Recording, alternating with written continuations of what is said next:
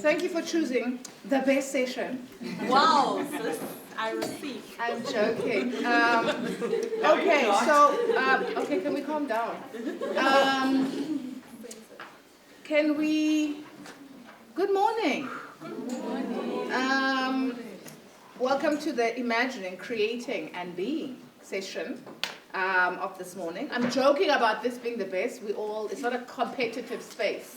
And I certainly am very anti-competitive. So we have 3 sessions today. Wait, did you say you're very anti-competitive? Yeah, no, I heard that too. Except when it comes to Charlene Khan. Who, and that's not competitive because you build something with me and then you don't take responsibility for it. It's my feminist responsibility to give credit when credit is due and to take credit when credit is due. It's not competition. It's the opposite of competition. You're welcome, Pumla. Thank you. Charlene, stop self-centering. They're old people. Imagining, creating, being. We have 3 papers that I certainly am very, very, very excited about listening to. And so what we're going to do is they're going to present in the order in which they appear on your program. They each have 20 minutes, and then we will do, so when you have questions, just jot them down, and we'll have a question and answer session at the end. I am absolutely, so I will come up and introduce them one by one. I'm not going to do bios. So first up, Jamie Martin and Jamil Khan, Solidarity and Sucking the Air Out of the Room Together. So I'm going to ask that you, please switch off your phones or put them on silent, not vibrate. And please don't, so try not to be disruptive to them and let them do their magic. Thank you, Jamie and Jamil. Are you going to come up here or are you going to do it from there? Do it from here. Are you okay, camera person? Okay, I'm going to close the door because I don't want you to be distracted. And turn the light on. I don't know, what do A you... little bit of an intro as to the concept that we are working with for this presentation and then get into it. So when the call for Afems went out, Jamie actually submitted an abstract first, and she said to me, you should also submit one. And then I said to her, I would, but how about we do something together? And with regards to the theme, Sisters Feel Joy, I thought, actually, what an appropriate theme for the way that we do friendship. So in case nobody has noticed, we are very good friends.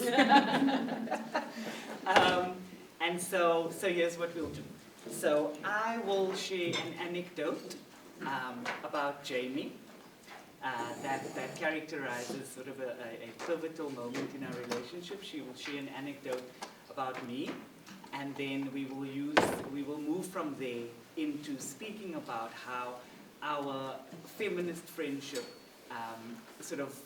embodies and enlivens the themes of both the conference, but also themes that we have identified. So I met Jamie in 2016, and we had enrolled that year together for an MA in Critical Diversity Studies at Wits, and we had an orientation week, and we obviously met there, but it was a very kind of peripheral, hi, how are you? I know who you are, but we're not really friends kind of thing. And very shortly after we started the course, I suffered a very, very devastating breakup, and I was absolutely decimated, devastated, heartbroken. And I mean, it was really so severe that that year we had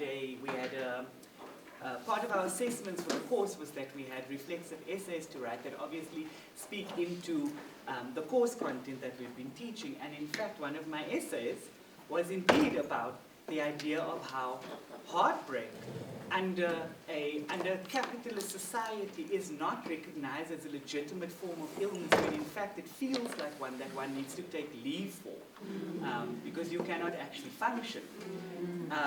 And so one day we were at WAM, Wits Art Museum, cafe. We would often stop there before class and get some things to eat.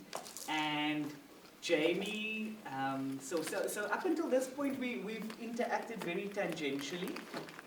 But that day, Jamie, and another student found ourselves there. And she said to me, so obviously I was walking in this posture of heartbreak, right? And it was very visible. And it was such a contrast from how everybody had first seen me, because it hadn't happened then. And Jamie said to me, and I think I spoke about how I was feeling at the time a little bit. And she said to me, so I've emailed you this a reading by Judith Butler on grief and mourning. And I thought it might be helpful for you to maybe just process some of the things that you're feeling. And I think that for me was such a monumental moment that really characterized the foundation on which we built this friendship. It sounds really silly. Like I sent you a reading to deal with your heartbreak, and it's a very nerdy thing to do also. It's like, okay, scholar.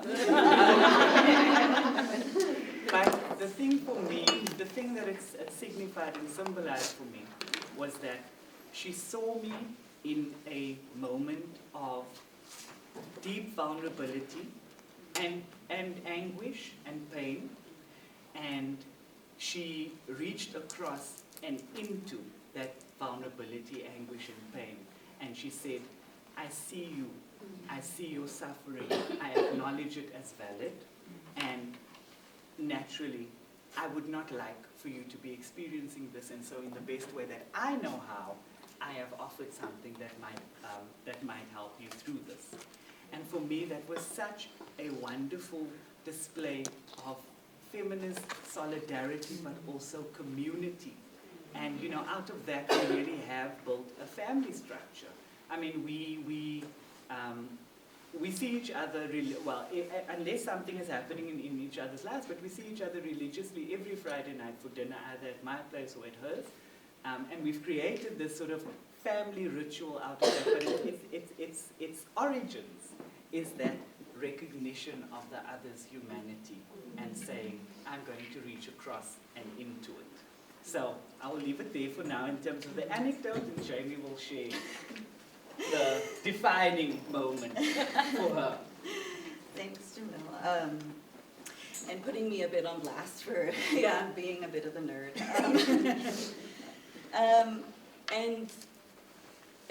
And of course, I mean, for me, this relationship is really about how we mutually show up for one another. We have a lot of differences. I'm a white American, and Jamil is a black South African, and so we have lots of points of difference amongst us, but those, building bridges across those differences through friendship and community, and choosing to show up for one another every day. So my story anecdote is also quite an early memory. We were still kind of newly friends. It was still the first year that we had met. We were still studying together during our master's. And so I had a friend come visit from the States, one of my friends from back home. And he is a white gay man, and him and I were very, very close at the time. And it was such an exciting thing for him and I to also be able to share the experience of him coming to visit what I now call my home. And so we had spent some time together, the three of us, and my friend, love him to bits. He's not a critical scholar. He's not an activist. He doesn't kind of operate in those spaces. So when at some points we'd spent a few kind of times together, right? And my friend had said and done some kind of problematic things, as white people tend to do, and And at some point, I mean, there was he had this desire to, yeah, what did I say? Yeah. So yeah.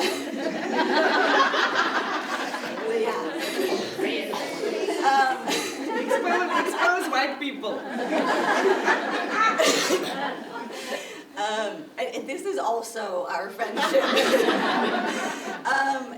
And so yeah, so he was in an open relationship, and so he was, when he was visiting, he was wanting to hook up and have fun and, you know, live his life.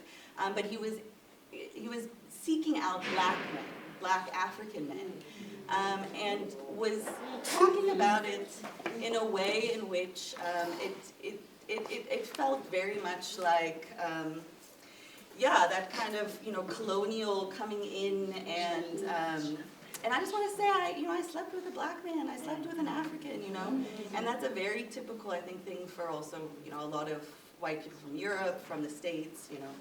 And can I just say, you know, I think the crux of that thing was this desire to consume black bodies, right? Yeah. And so, of course, Jamil was not going to sit there and give oxygen to that. And so Jamil was a feminist killjoy, and I don't also have the memory that Jamil has, so I can't quite remember exactly how you phrased it and what you said, but basically just, I'm sure it was very similar to what you just said about the kind of desiring for black bodies. And it not only killed my friend's joy, right, but it killed my joy, because I was, you know, wanting to have this thing with my friend and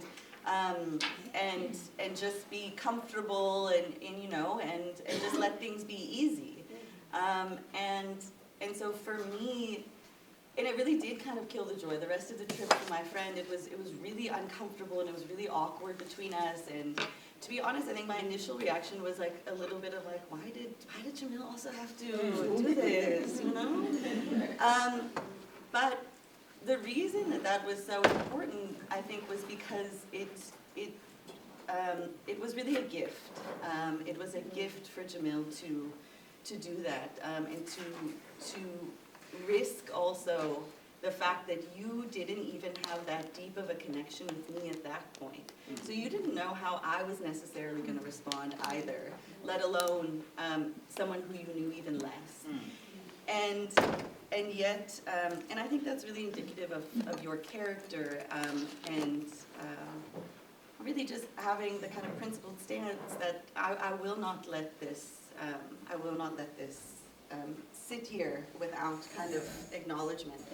So, and in that way, I mean, Jamil also was you know, making a demand of me as your friend, to say that if we are going to be in this relationship together, I will not be a killjoy alone, and I expect you as my friend to also take this work with other white people, and okay, 10 minutes, I see.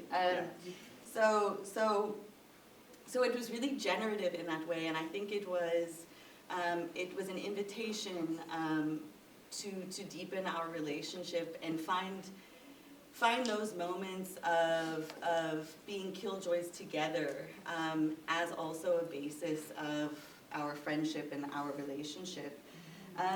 And for me, it was also kind of you know, just a reminder that, like, I can't let you do this work alone. And it really was for me an invitation to be sisters, sister killjoys, and at great risk to yourself. But I think that's, you know, kind of part of the concept of the killjoy, right? Is what it enables and what it brings forth, and I'm just so appreciative of that moment, yeah, and what it did for us in our relationship. Yeah, you know, I think there is responsibility at play here. When we enter into these relationships, we not only walk out into the world and hold people around us and what we see in the world to account but each other. We can't do this sort of feminist sisterhood without also facing the discomfort within, right? And so from there, I think our relationship grew, and obviously you spend more and more time together, to the point that we really are family now. But what I think then, that fostered for us was to often, when we move through the world, separately and together, there's a kind of, on this point of being killjoys, the kind of transgressive femininity that we embody, right? Because I am all the wrong things in all the wrong places, the wrong person in the wrong body, wearing the wrong clothes, looking the wrong way, having the wrong nails. So in that way, just showing up in that form of transgressive femininity is itself a disruption of a normative, hegemonic framework that is imposed on one, right? And so then, in some ways, just by existing then and existing together, and being the people that call out and say, hold on, no, that's not going to happen on my watch, is a constant transgression of the norms, right? So another theme that we've sort of identified in the way that we relate to each other, which I think is important, right? Because this work of feminism and being that killjoy is taxing. It's taxing because you are dismissed and ostracized and avoided because of that showing up in that way. So how do we make this, because it must be made bearable, because it's difficult work. So how do we make this bearable, right? One of the most important things that we found is laughter and joy. And we employ that in different ways. So I'll speak about one way, Jamil will speak about another. So the first thing is because of our differences, right? We are very well aware of how we are different. And we are also well aware of the differential power positions that we hold not only in the world, but in relation to each other. And so what we often do with that is we employ laughter and joy to almost satirize our relationship, right? So we have so many, I have so many jokes of making fun of Jamie's whiteness for various reasons. And the one, so we do this thing where, so Jamie is a wonderful cook, and this surprised me because she's white. I do use spices. Yeah. I am familiar with the spices Yeah. too. So I made Skepticism in the audience. and I made this joke once about, because she's American, so I'm like, are you sure you're not Mexican?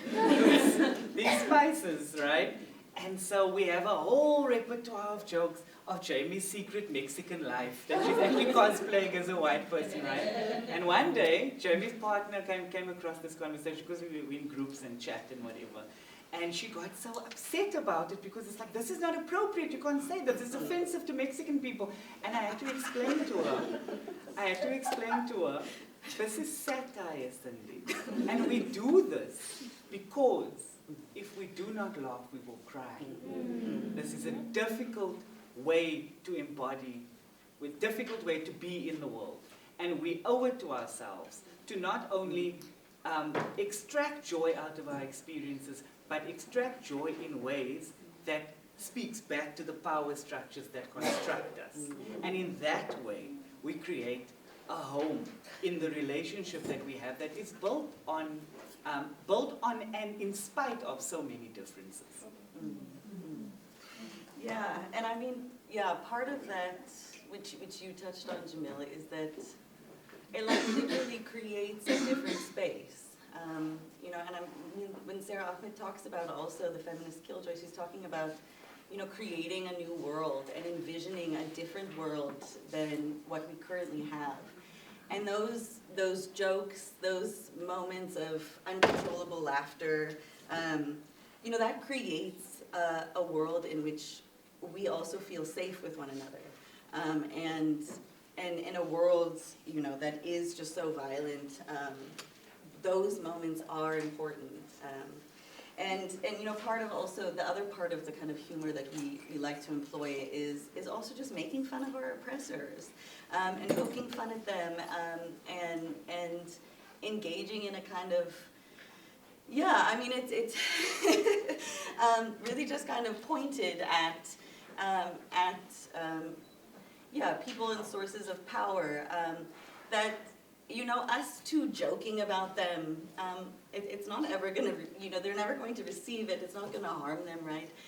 But it makes us feel like we're kind of reclaiming a sense of power over them, in whatever small the way, and to be able to laugh about it, instead of crying, instead of crying.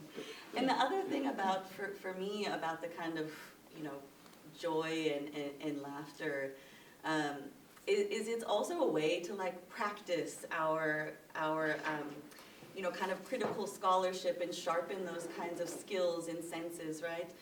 Because you need to be able to kind of, you know, read those power dynamics, and you know, it's yeah, making a kind of pointed analysis at the problem, and kind of flipping it and making fun of it. So it's also a place to like grow with each other, and to learn with each other. I mean, I find that I learn so much from Jamil anyways, but there is a lot also in that, in the humor, and yeah, where I actually just learn new things and new ways of also thinking about things. And yeah, so then just to, you know, to round that conversation up is, so what we found really in doing feminist praxis in this friendship is that we have been able to create, spaces of yes, solidarity, friendship, family, and community, but then also within the difficulty of existing in these bodies, in this world, there is also the opportunity, like we say, to use humor and laughter to create alternate worlds in which we can invert the power dynamics that we exist under, and imagine new ways of doing things. That doesn't necessarily have to have practical import, but it's important for us in allowing us to walk out of the door then the next day and feel that much more empowered, because we just created an alternate world in which we have the power, you know, even if in the real world we don't. And that's praxis, and that's our friendship.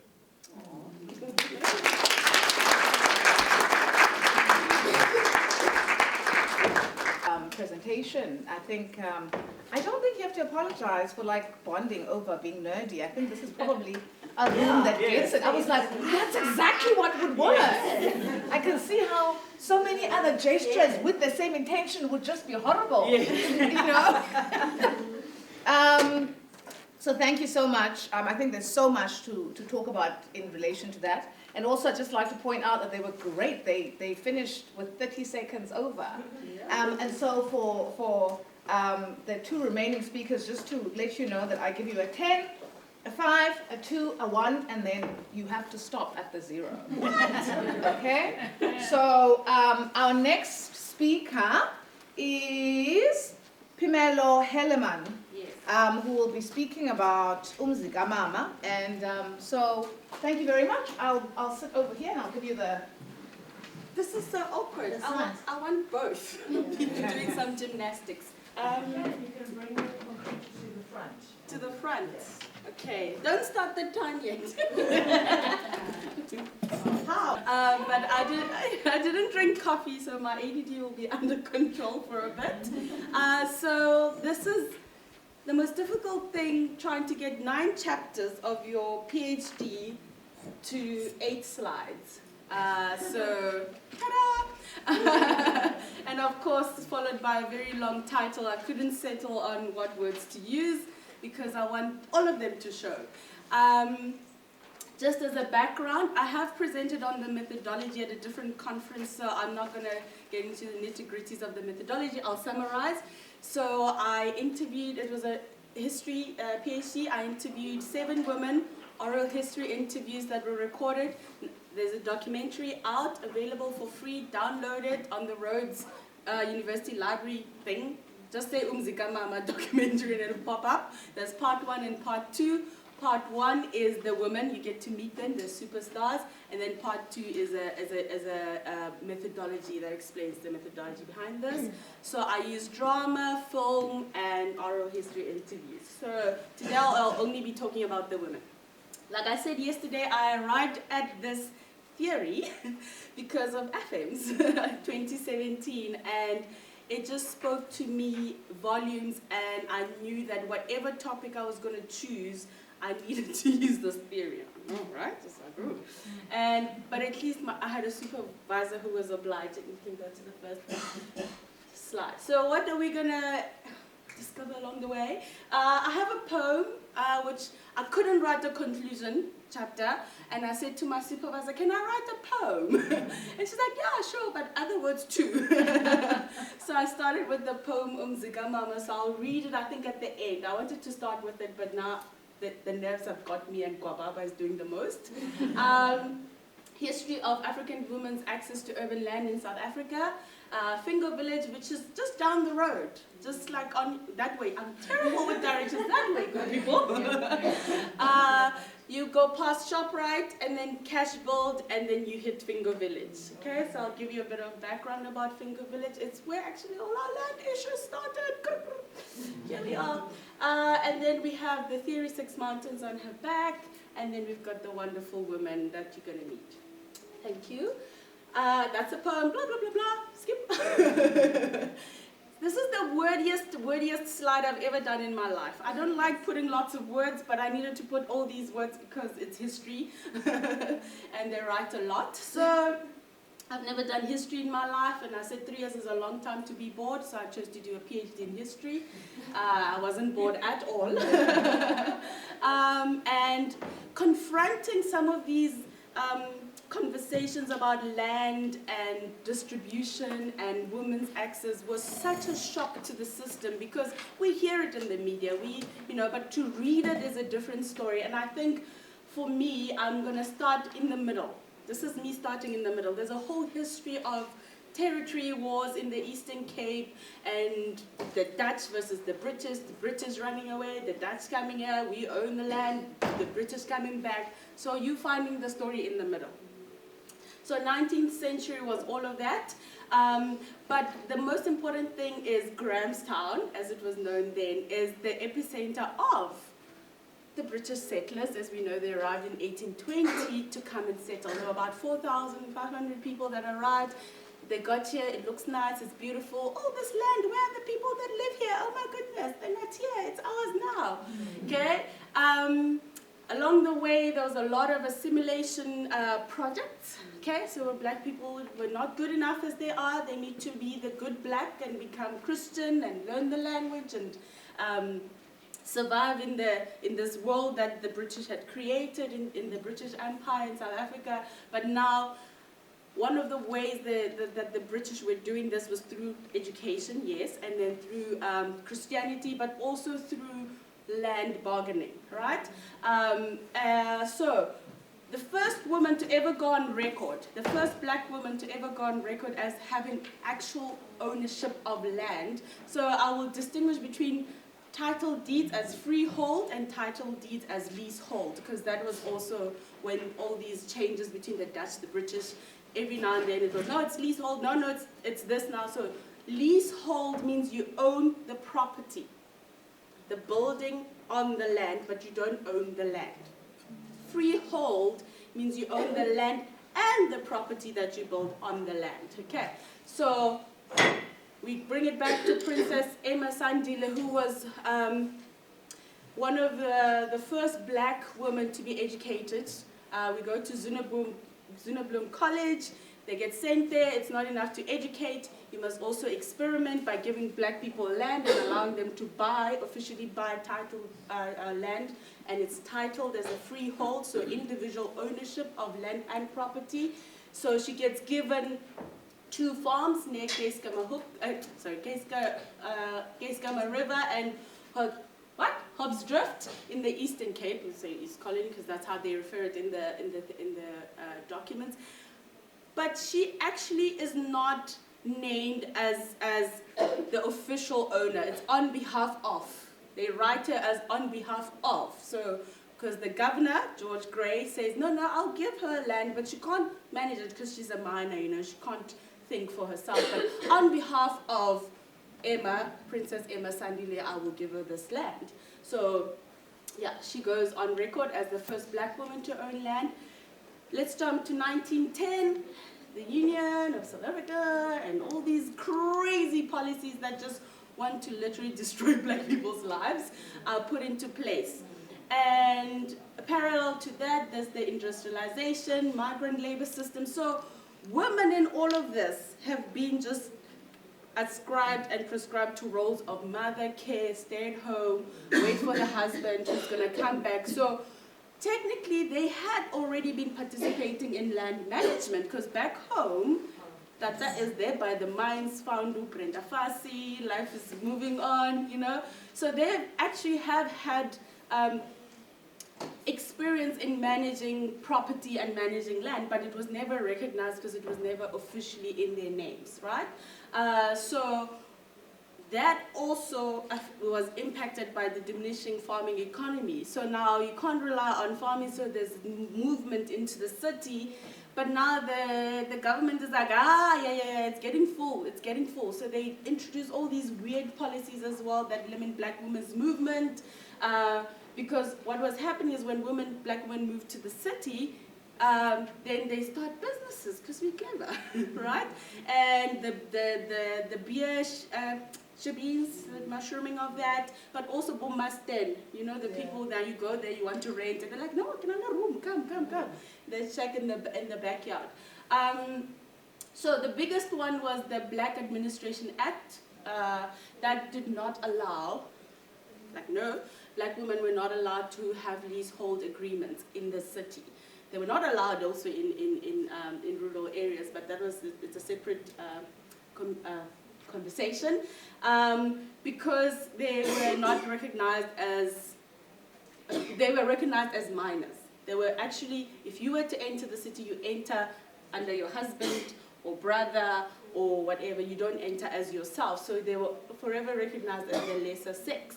So when they go to Cape Town, Johannesburg, jump to, we know the anti-pass movements, because women are like, we want to move, why are you restricting our movements?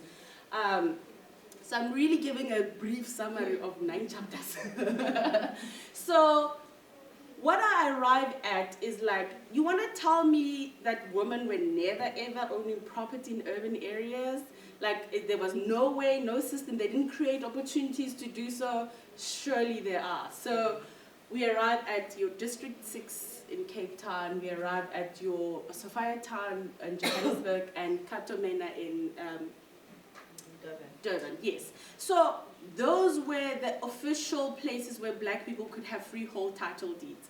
But then, because the British government at the time, before apartheid, the British government was trying the assimilation thing. That's how the black people arrived at having title deeds. So now the apartheid government is like, we don't like this. Let's introduce Group Areas Act, also because some of these places are too mixed to everybody, sleeping with everybody, making new people. Like, we don't like that. We don't like that, right? So what is special about this place, Grahamstown, is when District 6 was destroyed and Katomena and Sophia Town, Fingo village was also under the spotlight. And they're like, why are there still interracial couples there? Why are people still, black people still owning land? This is wrong, we don't want this at all, destroy it. But because they had title deeds from the Queen, Queen Victoria, then the apartheid government couldn't challenge Queen Victoria. So it becomes a 100-year history of silence! Okay, and here we are. Next slide, please. Wow, this chair is so strict. What is Fingo village? Fingo village is actually a suburb. Okay. Although we want to see it as a township, refer to it as a township, it's a suburb in Makanda. 320 freehold title deeds were issued to African owners in 1855. There's a separate history about why they received those title deeds, because they were fighting with the British, so therefore they're like, oh, you're being the good blacks, we'll give you land, but it's a separate debate. It's got 6 streets parallel to one another. They're huge properties. They are massive. And it has a long history of dual land holding systems. And I think that's what saved it from Group Areas Act, because on the one side, they were tracing records of who owns what, but people were not renewing ownership. When I pass away, I just say, I'm leaving it to my son, and there's no will, there's no record of that. So the African way of transferring land came into play there, and I think it's one of the reasons why they couldn't trace who owned the properties at the end. After 100 years, it's like, where do we look? And to this day, it remains a very mixed area, mixed group area that was never actually completely affected by a Group Areas Act. Okay, next one, flying quickly, 6 mountains on her back. Pumla is there. So I use this as a guiding principle of trying to understand these women's experiences. So yes, there's these issues of the apartheid and colonial laws. There's also culture in the mix, but how then do I make sense of these women and how they arrived where they are in terms of property ownership, right? So I'm really going to zoom through quickly here. I just want to say, when I talk about colonial oppression, like I said, some of these rules about land ownership date as far back as the Dutch. And then they could never agree on which law or which system was better. So every time they would introduce new things and then they'd contradict each other. But one of the things that they did introduce was the male primogeniture. What is it? Yes, that one. Which was a very Afrikaans thing to do. Like, if I pass away, it's my son who must get my property. And then people just sort of adopted that, and the British also went along with it. So that's one of the inherited long-term issues in terms of colonial policies. Racial policies, I think it was more and more solidified that black women occupy a lesser status in society than anybody else in the hierarchy of being. So that's the angle I come in from, because these women were staying in Fingo village predominantly during the apartheid period, but also recently. Traditional structures, I went in there with my own assumptions. I think these women are going to think they were oppressed by culture, you know, they fought it.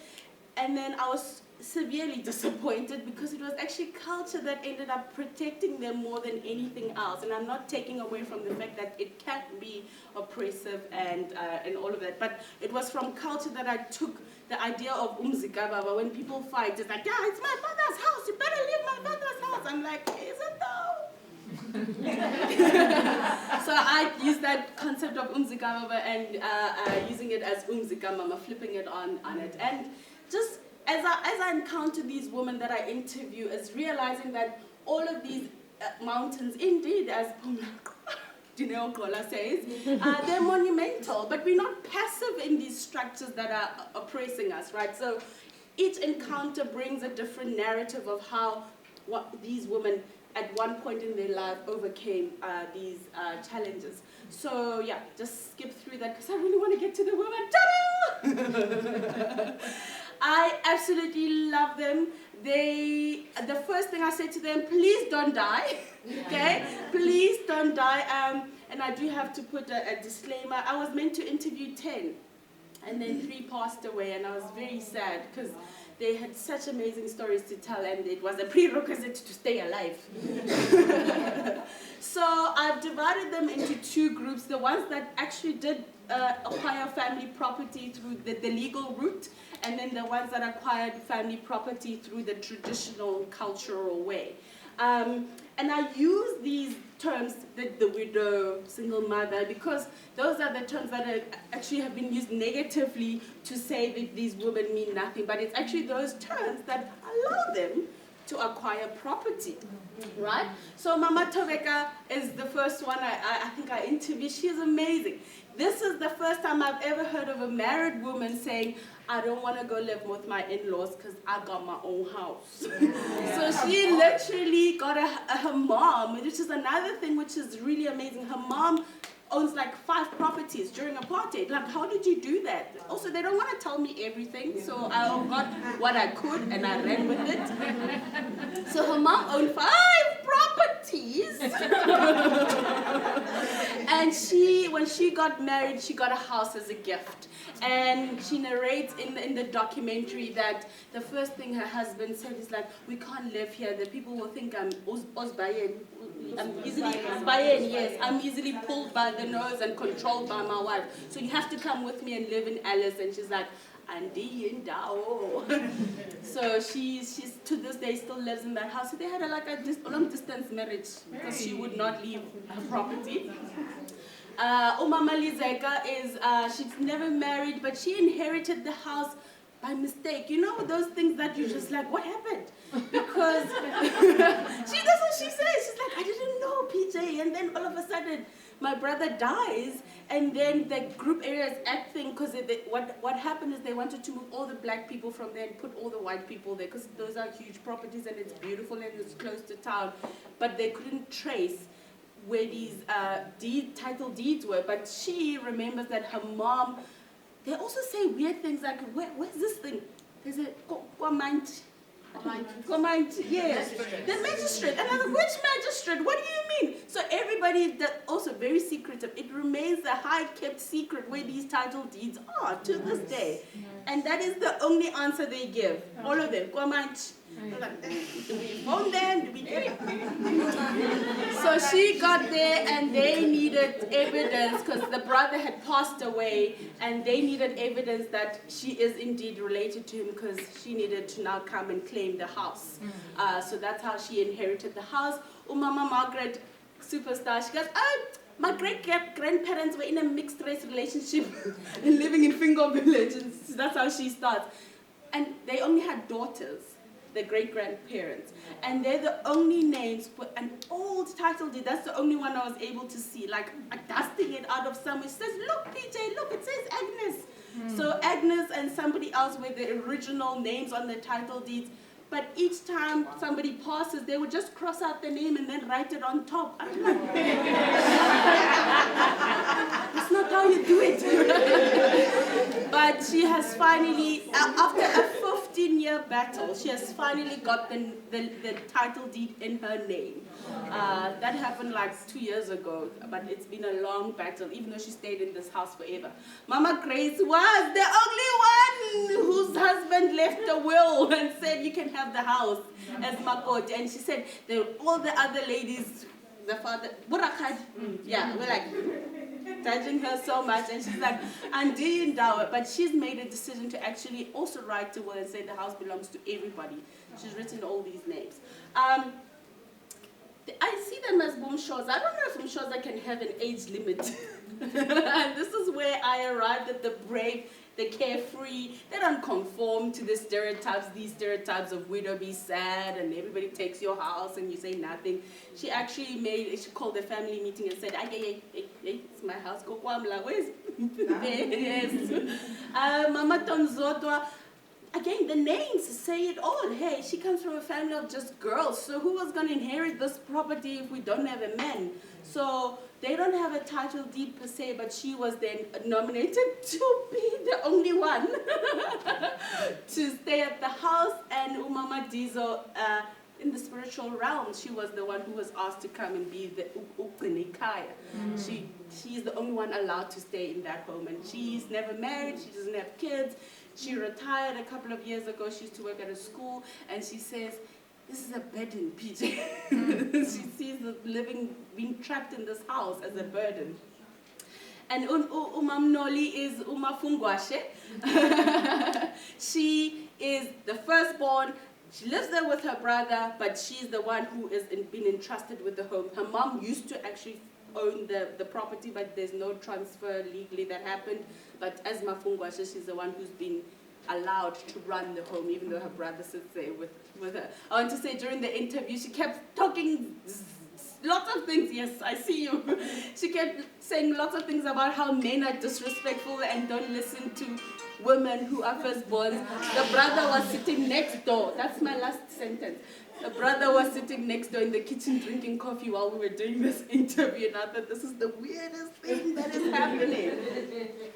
But these women are amazing, and the documentary, it is available online. Please just Google it, download it, it's free.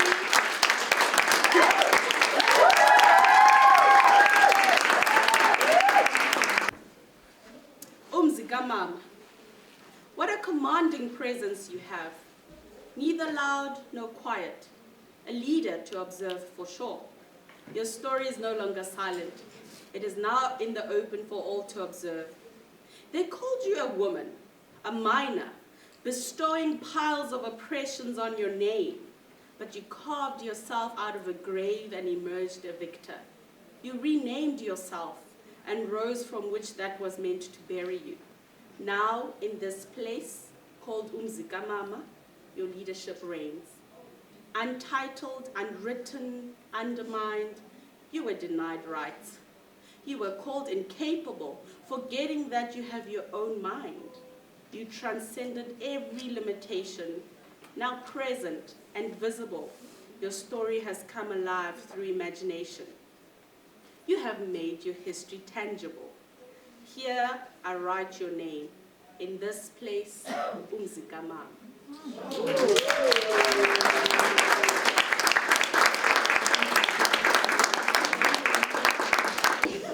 Don't blame me for taking out a poem. I'm a literary scholar. I'm not going to let you leave the. I mean, I'm a history and literature, but I'm not going to let you, So thank you so much. And I actually made a note, like I have to find your PhD because Yes. To read, because it's just so fascinating, the histories of the region.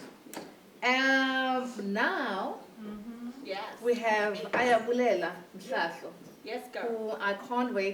whom I've had the distinct pleasure of seeing grow up. So I am absolutely delighted to be listening to her present on Labyrinths and Cartographies, Pathways to the Folk. You see? Yeah. Folkloric imagination.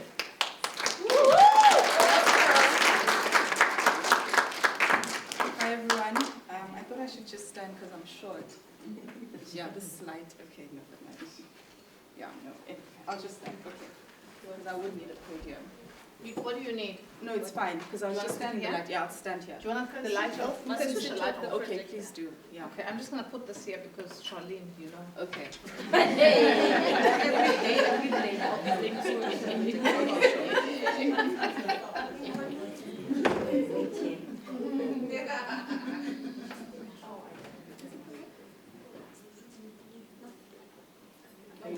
Awesome. Yeah, so my paper is called Maps and Mazes, or Labyrinths and Cartographies, Pathways to the Folkloric Imagination. And this paper is, it emanates from what I would like to, work on in my PhD, which I'd like to think of as imagination studies. And here particularly, I was really interested in the different ways that Black women sort of like map the different types of worlds they either investigate or invent, right? So I was thinking about the map in cartographical space or in material space. So the map of the material world, the modern, basically map in 4 categories. So it's the map in the modern world of materialism, the map or the maze in the philosophical world of invention, because I'm also in African literature, but in philosophy. Now I'm going to do my PhD in philosophy. So in the philosophical world of invention, the map or the maze, particularly the maze in the symbolic world of the imagination, and the maze as well in the mystical world, of mythology. So I just wanted to understand what the relationship is, the symbolic and conceptual relationship between the map and the maze, as the maze sort of, embodies or symbolizes the world of, the mythic or the underworld world of the mythic, the symbolic, and even the philosophical. So it's me going through those different dimensions and seeing how those worlds shift and how these women make sense of these different shifts in these worlds. So, I mean, in the modern world of materialism, I particularly look at Catherine McKittrick's work on cartography.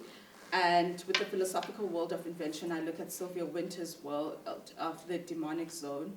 And then I look at the symbolic world of imagination in Toni Morrison's work. And lastly, then I look at Nongenile Mazitatu Zenani, who's a Xhosa folklorist, and how she maps out her imagination in mythology. So I will read because I will just read. I work from memory. I have a horrible memory. And before I read this, I mean, this paper started from, I was teaching my students in African literature, first-year students. We were talking about mythology, and we were looking at Amos Tutola's work. And that world is basically a world of journeys. And then I asked them, I said, let's play a game, because I love playing games. And I said, how would we map this world if we're trying to understand the metaphysical and the symbolic realm of African literature? And this is where this work came in, and particularly with Nongenile Masitatu Zenani, who I want to work with in my PhD, because her particular form of folklore and mythology is really, it's focused on, journeys and maps and mazes. Basically, this idea of shifting what the world is. This constant shifts, these constant plays of basically transforming the world, or even breaking down our conceptions of a world, and thus giving us the ability to reinvent it. As Mhlahlo was saying, I think in one of the panels she was chairing. So this paper considers the symbolic methods of reading the text through Black women's experimental strategies of abstract cartographies and labyrinthine imaginations. It thinks about the problem of transnational mapping and motion from the experimental and symbolic realm of playful abstraction. I'm primarily concerned with Catherine McKittrick's reinvocation of Sylvia Wynter's play on the mathematical concept of demonic grounds, and Nongenile Masitatu Zenani's labyrinthine puzzles in the realm of Xhosa folklore, folkloric imagination. According to McKittrick, cartographic methods that arise from plantation modernity and even colonial modernity symbolically render Black people ungeographic or absent or shadows of space. That is, geography as a scientific and discursive method of interpreting and mapping the material and immaterial conceptions of the world tends to mark out or make absent the presence of Blackness in space, time, and motion. If we were to read the modern spatial world as a text, then cartographic logics would submerge Blackness under what Spillers calls the sub-zero degrees of knowledge and imagination.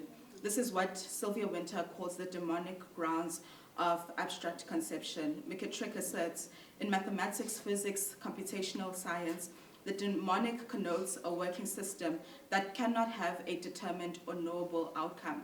The demonic is non-deterministic schema. It is hinged on uncertainty and non-linearity because the organizing principle cannot predict the future. My question is, how do we begin to excavate, move through, and fashion different models of the world in this submerged space of demonic grounds? Nongenile Masitatu Zenani, a master Xhosa folklorist and mythologist, traces a legendary figure's journey through a puzzling labyrinthine journey under these sub-zero zones or demonic grounds of symbolic abstraction. This article, or this paper, synthesizes and conjoins Black women's abstract and symbolic practices from different parts of the Black world. Now, on maps, McKittrick, according to McKittrick, the practice of modern cartography has tended to render Black people and their presence in and out of space ungeographic. That is, geography as a material and modern episteme tends to mark out or make absent the presence of Blackness and Black people in its symbolic and discursive fields.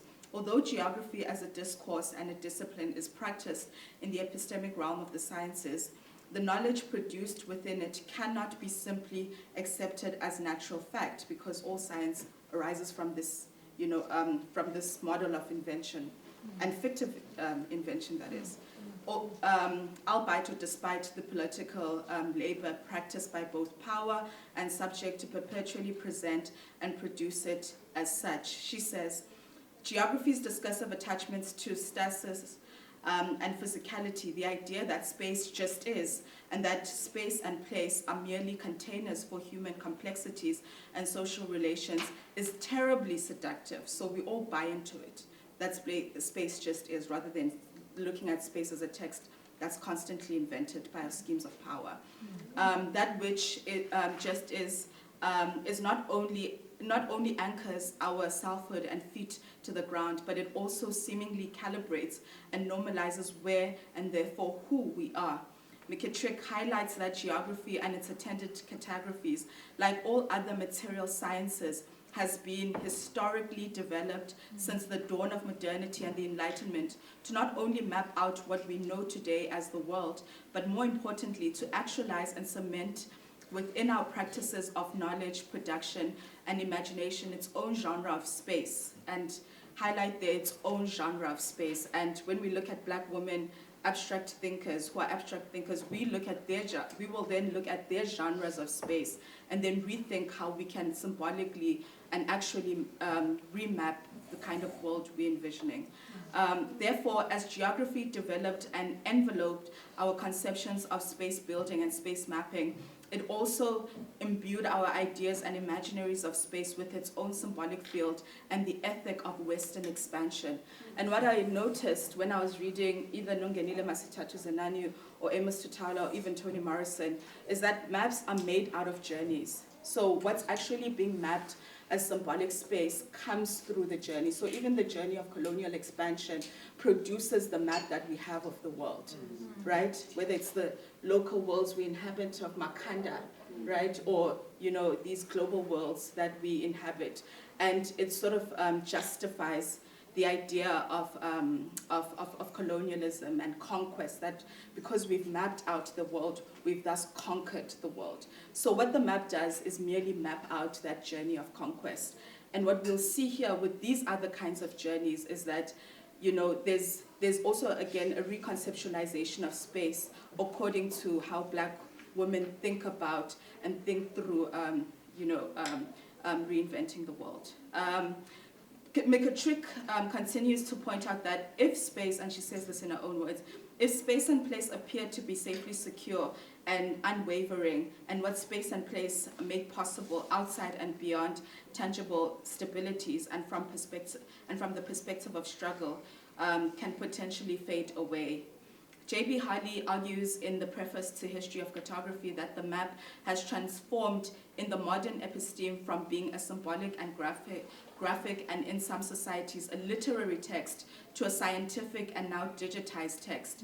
When discussing the mechanistic evolution of the map, he asserts that, and these are his own words, the spread of the idea of the map from its origins, the growth of formal map knowledge, the adoption of distinctive geometric structures for maps, the acquisition of maps as tools for practical and intellectual purposes, the gradual and sometimes sudden technical improvements of maps through new techniques, and later the ability to produce maps exactly by mechanical means have all been of major significance in the societies where they occurred.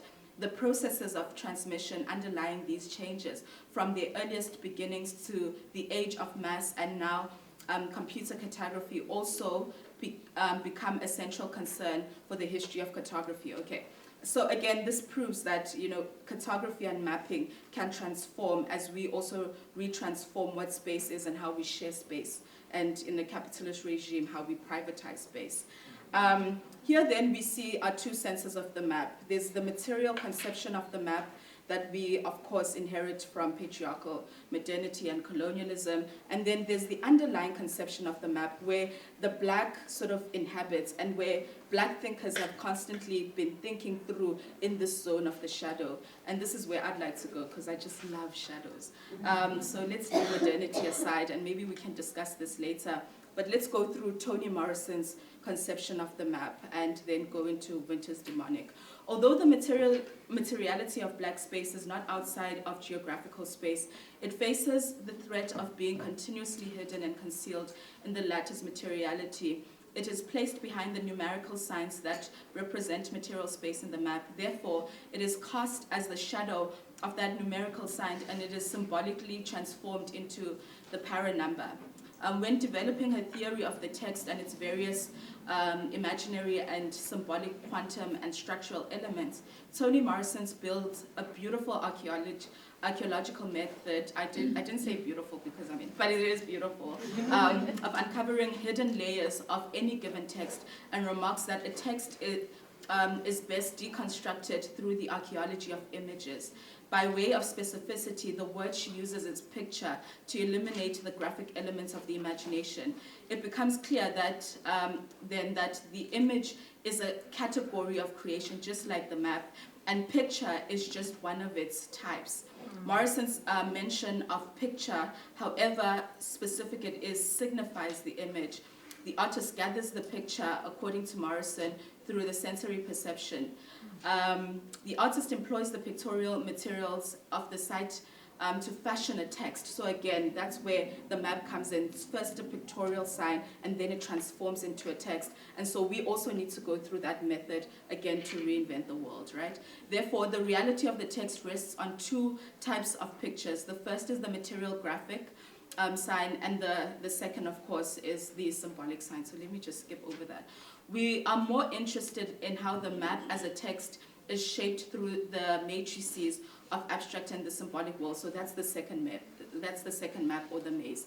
Elsewhere, Morrison has argued that the Africanist presence or the shadow of blackness in North American literature erupts from this zone and foreshadows the narrative structure of modern American literature. While Morrison calls this the Africanist presence, which both haunts and anchors the text, McKittrick calls it after Winter's concept of the demonic the demonic zone or the demonic code. Winter's use of the demonic has two meanings. The first is the traditional mythological concept of the demonic. Okay, so let me just explain this one. We, in terms of the demonic, we conventionally accept the Christian phrasing of the demonic and their concept of demonology as the speculative inquiry of malevolent spirits who belong to the devil's army in his condemned seat of power, hence John Milton. The figure of the demon transforms when it is transferred to other cultures. Etymologically, the word demon is derived from the Greek, which is borrowed from the Kemetic daemon, which denotes a deity or genius, particularly here. And I love geniuses because I love, abogogo who are geniuses. In Plato, daemons are supernatural intermediary beings acting between men and gods. On the other hand, Homer thinks of daemons, he conceives them as independent entities belonging to the outside world. But if we think of demonology or daemonology in these African symbolic literatures, it's really difficult to think of them because even if you have these kinds of figures, they're not exactly malevolent, they're just tricksters. But I suppose that's for another day. So in this demonic zone, really, I think the importance of the demonic zone is that it allows us to enter, okay, thank you. It allows us to enter into the mystical world of mythology where we don't see the map through, or the map and the maze is not thought of, or it's not symbolized through, these sort of block-like images. So when you look at the map and when you look at the maze, and when I was playing that game with my students, I said, can you guys draw the similarities in the graphic representations of these two images, one that belongs to literature and one that belongs to so-called reality? And what we saw is that, there's this block-like, way of drawing both of those texts, when you go into the underworld, so to speak, or into the shadow world of blackness, what you see rather than the block-like image is a spiral-like image. And that's where we come in with mazes, right? Let me read this from the last. So the spiral is the very architecture of the internal world. In Bakongo cosmology, it is a system primarily populated by geometric symbols, shapes, and patterns, which signifies the tiers of knowledge and mystery in Bakongo epistemologies. Objects do not only assume different positional points in the geometrical scale of the spiral, they begin to assume essentially different natures, you know, in the different dimensions of it. I think I'm going to just skip over all of this philosophy, and I'm going to go then into Diane Brand, and where she begins to look at the spiral and how that goes into Nongenile Mazitatu Zenani. So again, when you look at, when you try to map out the spiral, it's different to do so because each positional point sort of changes our forms of perception rather than having the east, the west, the north, and the south. These positional points, you know, change how we transform into being and how the world appears to us. So it's a different way, again, of inventing the world.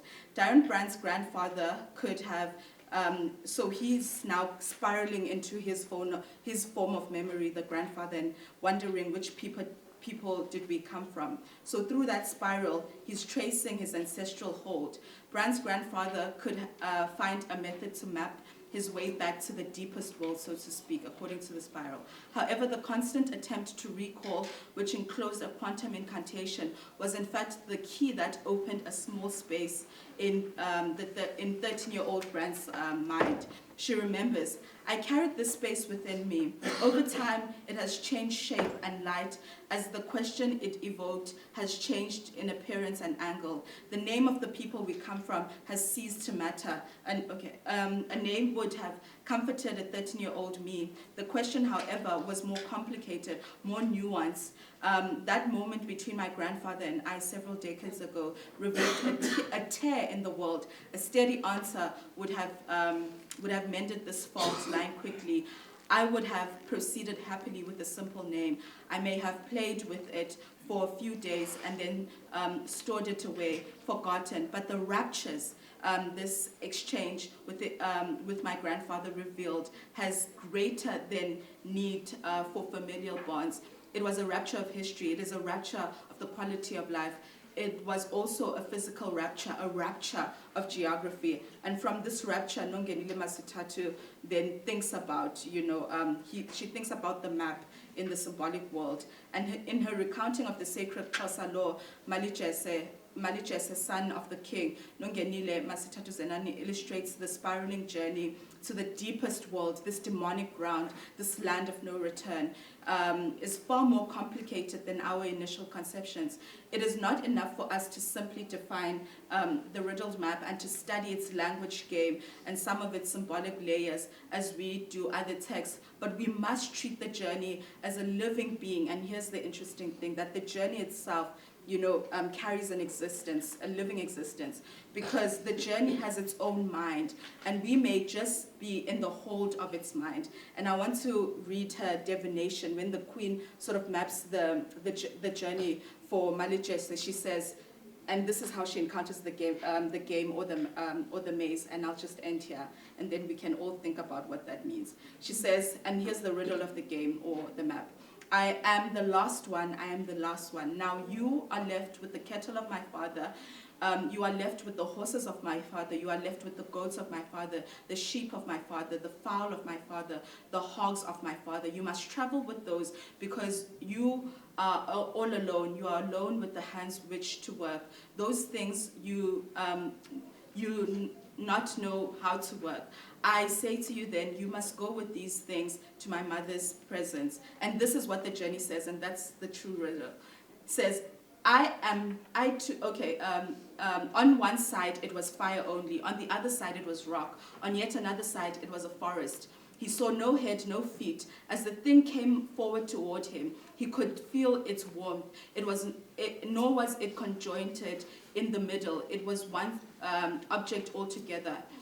it was composed of various elements. When it was a short distance from him, it was hot to him. He seemed to be burning, but this thing was also cold.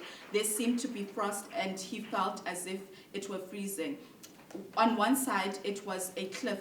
It tended to be continually falling, and he felt that he would be crushed. And this is just, again, the idea that the maze or the map in that sort of like spiritual underworld is also a game that we need to think of. So the end and the beginning of a new world is not as simple as we thought it would be.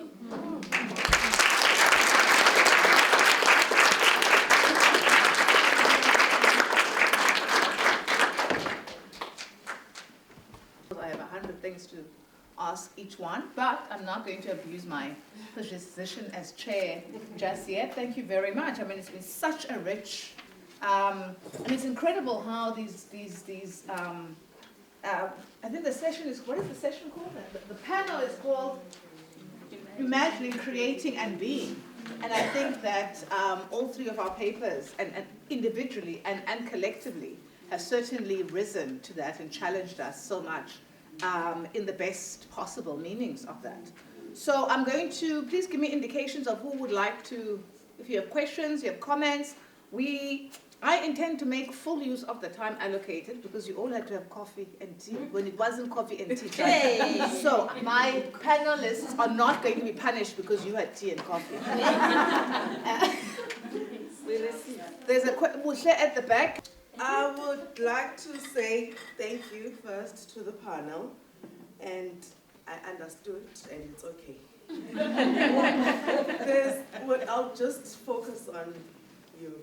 I love your differences, and yet you are dealing with each other, and it is so nice to watch you speak. And I think Chair did mention that you finish each other's sentences. It is so nice to see. And there's something you spoke about friendship, how you it's a comment, by the way, how you express your friendship, and it reminded me of me and Philisa. and yeah, and it is so beautiful to see. And I'm not sure if it's a paper or what, but it's interesting. Thank you. Charlene? So in 2015, in 2011, I went to the UK to do my PhD. And on the first day I arrived for this, this orientation program at Goldsmiths, somebody was doing a screening, and it was a whole lot of, it was a Canadian white woman, and there was a whole lot of, like, she was focusing on Haitian voodoo practices. But then she would show gyrating bodies at the waterfalls, and then splice it with images of copulating snakes. And then I had that, that thing of walking back home and thinking I've just made a huge mistake. And it just got worse from there on. And for the first time, my ego started to ask the question, was it me? Because in South Africa I didn't have anything about whether speaking out, whether I was a problem. But then I thought, okay, I'm going to be in a whole new space. I'm leaving all this behind. And then it was like, but now this stuff is here again. So is it me? And then a friend, and I was talking to someone I met from Canada about this, another Canadian person who was not the other person. And she was like, come over to this lecturer's class I'm auditing. And so I went in, and it happened to be Sarah Ahmed's class. And I sat at the back, and she was recapping. It was a final lecture, and she was recapping, and she said, she was doing that line, because you point out problems, you become the problem, you are the problem. And she just said that several times, and I just sat at the back in the darkness, and I wept, and I wept, and I wept, because I didn't even understand how South Africa had scarred me by constantly making me the problem. And I knew at that point that I would never take that on ever again. But then there was something else that she said at the end of it. She said that, feminist killjoys find themselves, and they become their own community. And I have to say that has been one of the most consoling things I've ever heard. because you just know your people are out there. And so, and I loved the kind of addition that you made in saying that we also have to hold each other, killjoys have to hold each other accountable for the work that we do as well. So thank you very much for that conversation. I think this is also why I love Afems, that people can feel free to have these discussions. Thanks.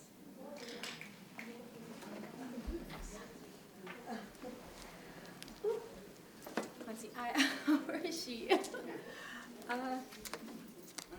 My question, well, it's more of a comment than a question. Just thank you for that paper. I just loved seeing how so much of what you're talking about also fits with what I'm talking about, what I think it does. And there's something about the fact that you're not coming from philosophy, you're coming into philosophy. Because I was from politics, sociology, and also found my way into philosophy. And there's something about that discipline, as much as I love it, but it can also be a very stifling place. But it's interesting how you're doing work that's trying to unstifle it. It's not just about doing theory that is totally devoid from reality, that is conception totally devoid from reality, but it's also doing theory that actually speaks to the our lived experiences. Specifically, our lived experiences are being made the other, are being dehumanized. And so I see in your work, you're doing that work of, okay, but now how can we, I'm still engaging with conception, I'm still being oppressed by these structures of how I should and should not think, but within those spaces, how can I find new ways of thinking? And thank you for this concept of demonic grounds. I mean, even the name is just, it's so riveting, demonic grounds, things that are almost like we're engaging with the dark spaces, the dark arts, you say. And it's in these spaces whereby we've been told to step away from them, especially within the discipline of philosophy. Within these spaces, these are the no-go spaces. This is not how you do academia. This is not how we write. And here we are, and here you are fighting with that and engaging with the demonic spaces, taking them seriously. And for me, it's like, I'm thinking of like the concept of liminal spaces, these spaces which are just uncertain, and trying to make sense of the, not running away from the uncertainty, but go straight head into it and trying to theorize the uncertainty. But I also wonder, like, okay, in theorizing the uncertainty, you know, I mean, is it sacred? Is the uncertainty, has this uncertainty also not got its own level of sacredness that shouldn't be engaged with? I mean, that's why within my work, I want to engage with Abadlozi, these ideas, because there's a big, within African spirituality, there's a sense of the sacred. But that sacred has also been tainted by previous colonial laws that said that you were illegal. This was the law against witchcraft. We had that, and then I'm also wondering, is that sense of the sacred because of our fears of coming from that space, and still, even though we are now free, but we still have that closed off. We still have that fear of exposure still living with us. And for me, it's also like, isn't that a lot of what our theory is trying to fight against? That sense of, yes, we think we're doing the work, we think we are doing the work of liberation, but we think we're doing the work of liberation, but in doing so, we also must be wary that we're also still not walking within that space of what Yvette calls closeted spaces. So yeah, could you just speak on that? Thanks for that, Yvette. Thank you. Well, I guess, oh my gosh, I got one comment for each of you. So just the first is a couple of years back, I had to look into, you know, the literature on white people doing anti-racist work, which is normally not where I spend a lot of my time. I don't think of it as my job, but I had to.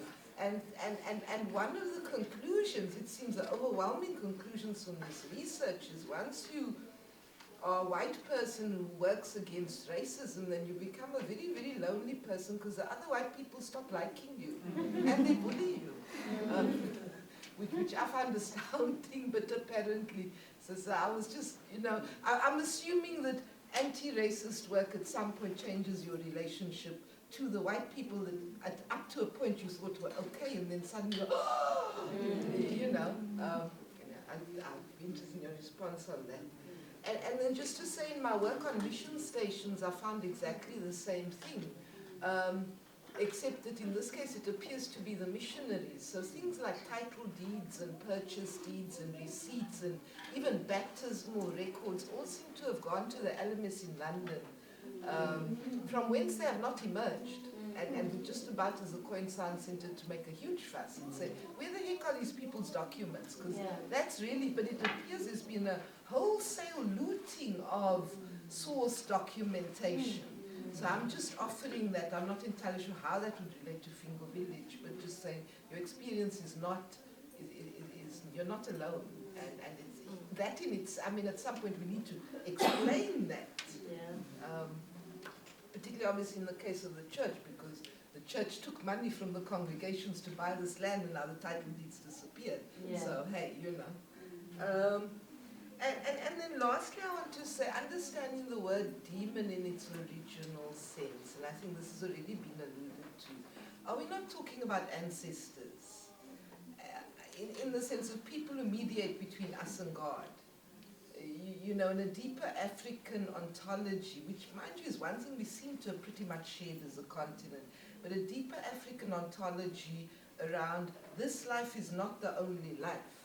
In particular, at my age, 60 is around the age we start to go, okay, well, you know, now I've got to work on being a good ancestor. But I never see, you know, like things in this world start to become less important because you go, hey, what's left on the bucket list? Oh yeah, you know, ancestorhood. Hey.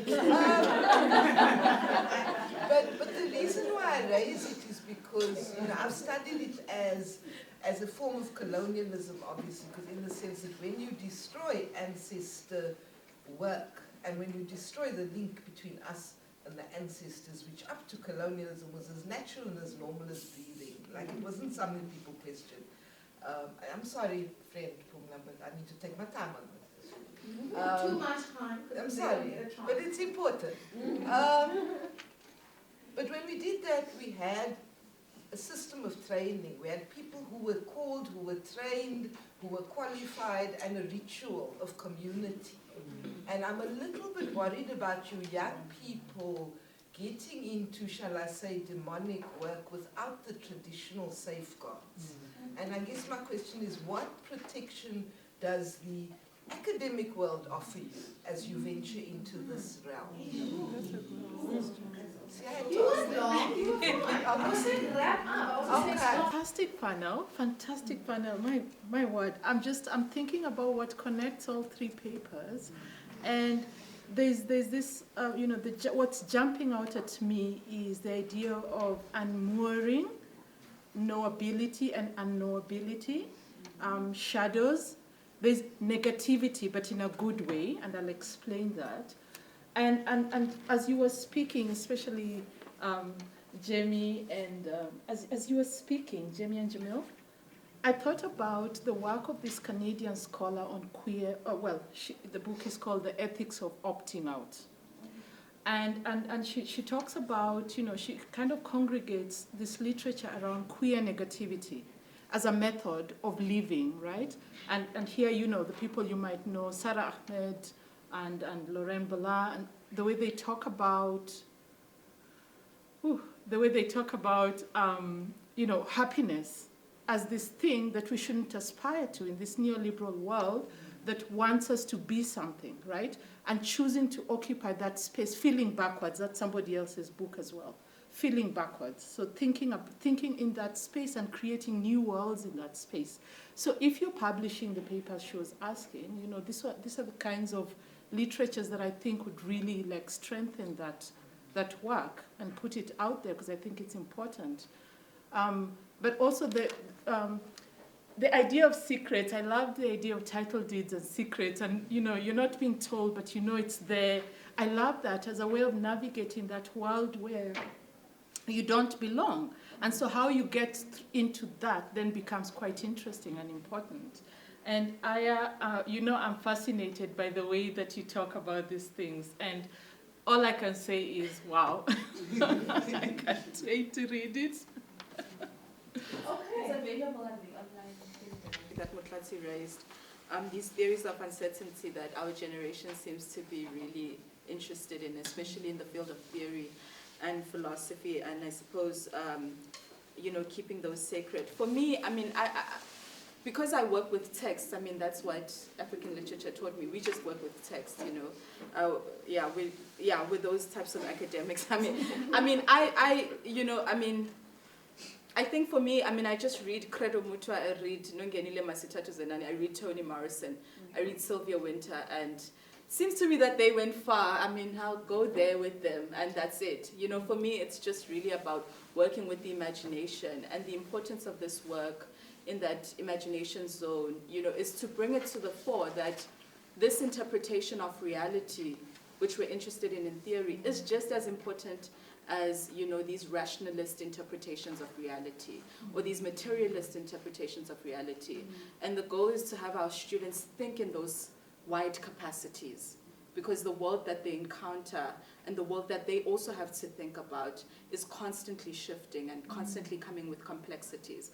So for me, I think what I'm driven by with uncertainty, and why I'm so, why I'm so seduced by this type of scholarship, is because, it just gives us a method as Black scholars, to really think about capaciousness, and to have ourselves thinking through that capaciousness in our challenging of colonial modernity. That's one task that we do, but there's another task that Black scholarship does, and it's inventions.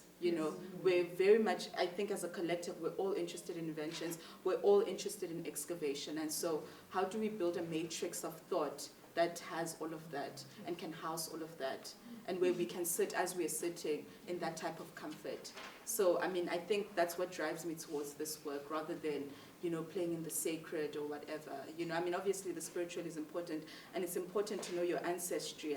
I'm really interested in that. But for me, it's more of like a strategy of new, or not new, but re-excavating what philosophy truly is. It's not this bullshit white people tell us. And so to Joy, unfortunately Joy is not here, but let's let go of the frivolities and actually just do the work, and do it in the ways that speak to us.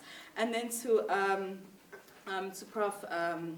Yvette, on this issue of, how does the academy protect us as we go through these depths? I mean, for me, Toni Morrison emerged just fine, and so did Credo Mutwa. These people died in their 90s and 80s.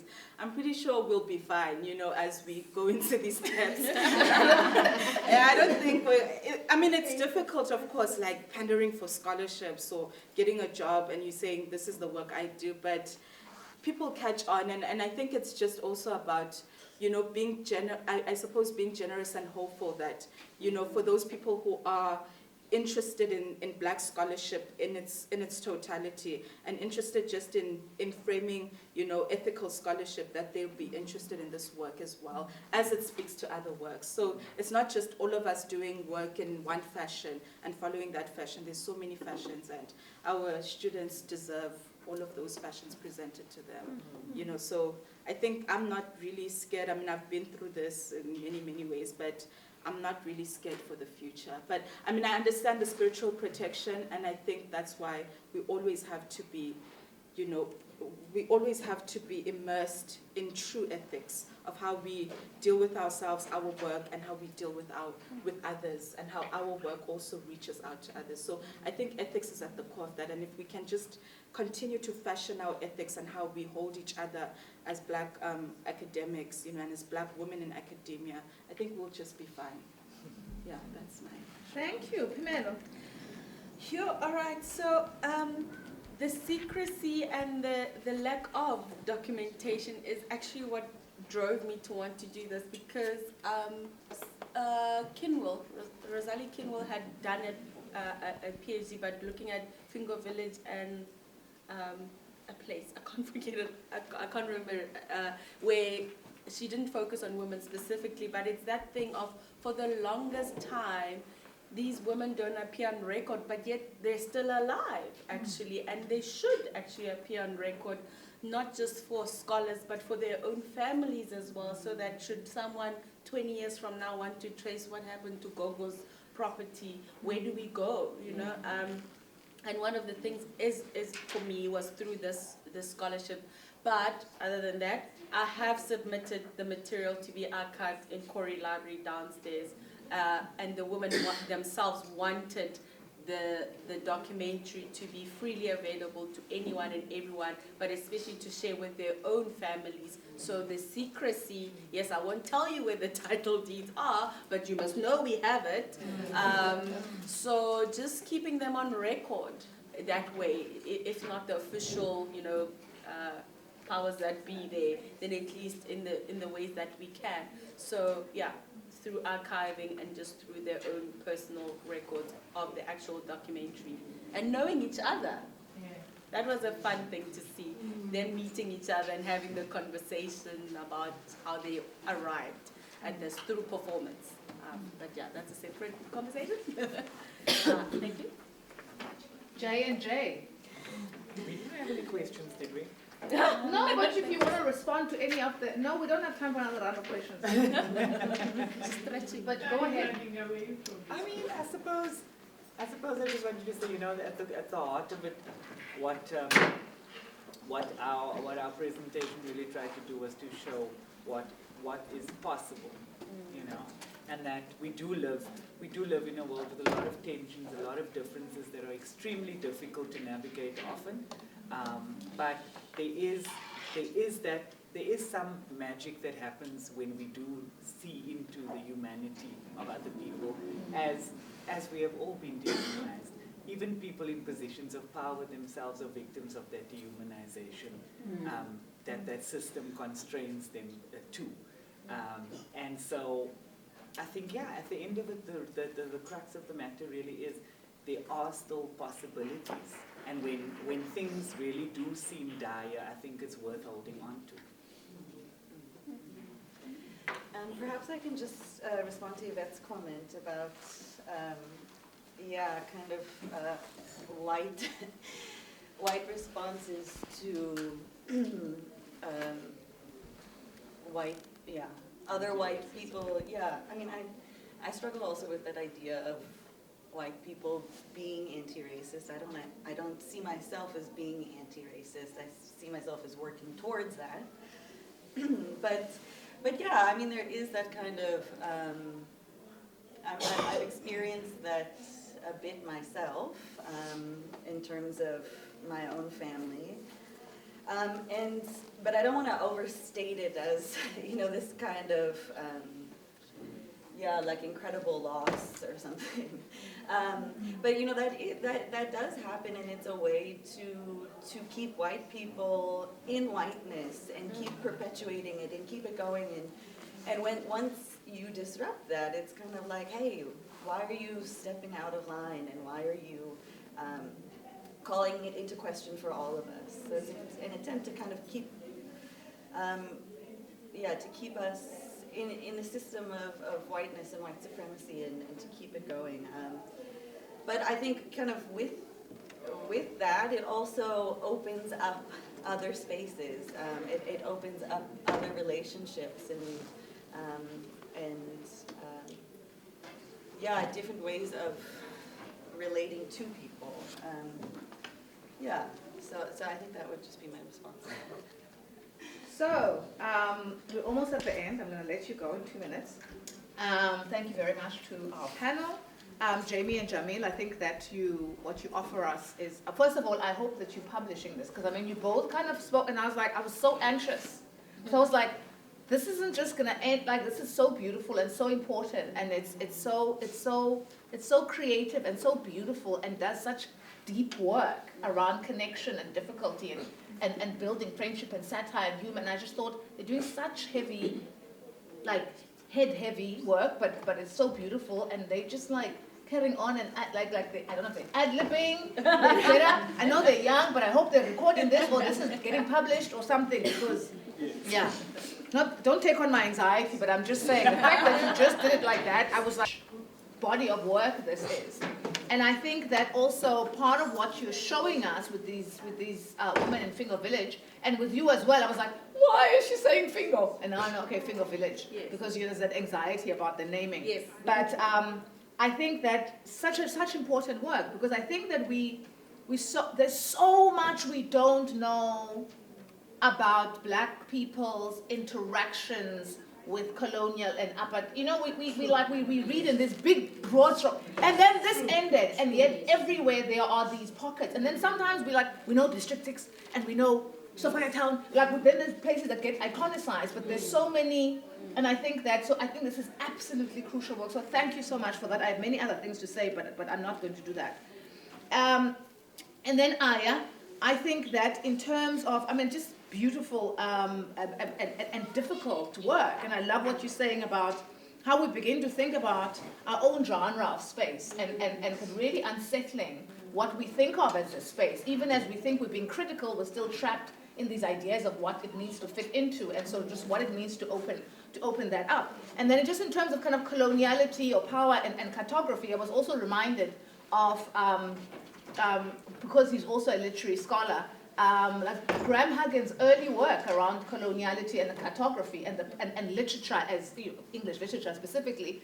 He's a professor of post-colonial studies, post-colonial literature, and the way in which literature, in fact, what you were saying about the maps we have are part of are maps of journeys, right? Of colonial journeys, and in some of that scholarship, he talks about the place of literature in the map. So I just felt like it's a, maybe that's a body of literature, because disciplinary wise, it's kind of so linked to. I know you've published it, but I know this is ongoing work as well. But I also just think you'll probably find Haggard's work really, really exciting, really interesting. I do have a bias. He was my PhD supervisor 500,000 years ago. He's not old, but I wasn't saying he's old. I was saying I'm old. But anyway. And so thank you very much, the three of you. I look forward to reading more and more.